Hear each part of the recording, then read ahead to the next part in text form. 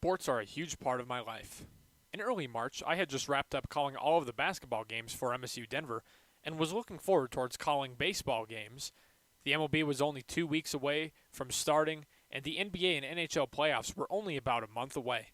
Suddenly, the coronavirus was starting to spread in the U.S. fast, and within about a 2 or 3 day span, we went from everything being normal to everything shutting down. On March 11th, just 15 minutes before I was going to record my sports podcast, my buddy had told me that school was about to be shut down and transition online, as he learned from the school's town hall meeting earlier that morning.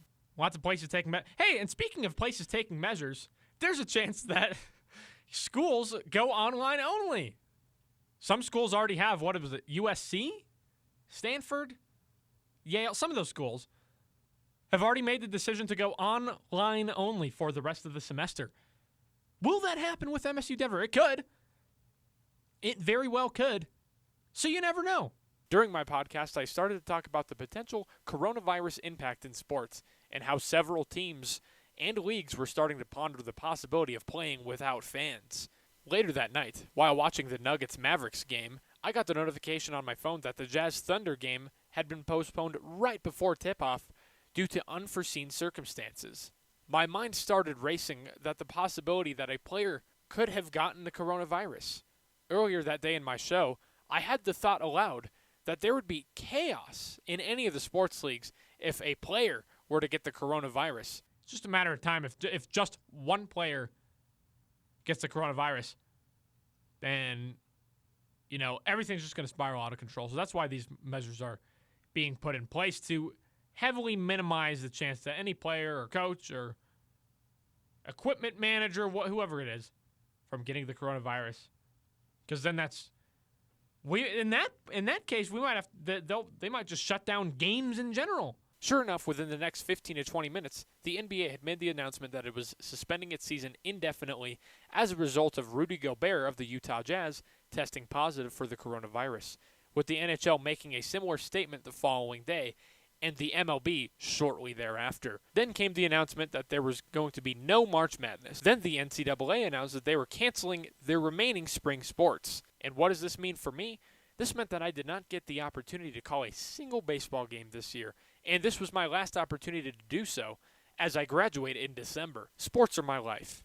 So how have I adapted in a world with no sports? I continue to do my twice-a-week podcast, but this time from the comfort of my own home. Although this isn't the state-of-the-art studio there with Met Media, I am still able to put together a live podcast from the comfort of my own room. There's not much to talk about, but then again, this is the same exact thing that professionals in the industry are going through as well. All the major sports leagues have also offered free previews of their season packages. So in that case, are the NBA and NHL, are they going to have to start letting people watch NHL Center Ice or NBA League Pass for free? Which means I can watch any previous game from this past season. It's nice, although it's just not the same as watching the games live. You get the thrill of experiencing a comeback victory, but when you know the result in advance, it's just not the same thrill as watching the sport live. School going online wasn't that big of an adjustment for me. I was only taking 4 classes this semester, and 2 of them were already online anyways. This just means I needed to take the adjustment of 2 of my classes going online. The other 2 really remained unchanged. I work in retail, so I've had to start wearing a mask to work. I don't like the medical masks that they have provided at my work, the official, the ones you strap around your ears. So I wear a cloth mask instead. Not dealing with any traffic is a pretty nice plus, too. Finally, how am I adapting to not making any play-by-play calls? As I mentioned, I was supposed to be calling baseball games right about now, but now that the season has been canceled, I can't do any baseball games. With the extra free time that I have now, I have used this as an opportunity to get a head start on putting together my demo reels.